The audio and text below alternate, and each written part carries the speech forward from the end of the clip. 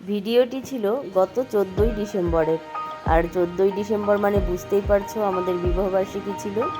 তো এই যে দেখো সকাল সকাল পুজো দিয়ে তারপরে দুজনে বেরিয়ে পড়লাম।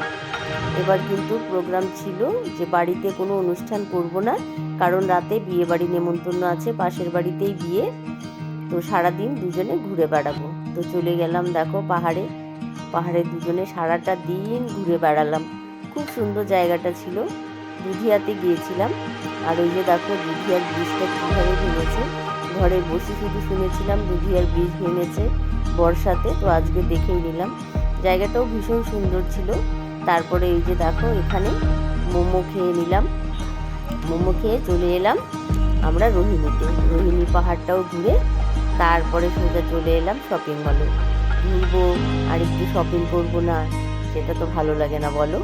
তো এই যে শপিং মলে চলে এলাম, একটু কেনাকাটা সেরে তারপরে কিন্তু আমরা সোজা চলে গেলাম বিয়ে বাড়িতে।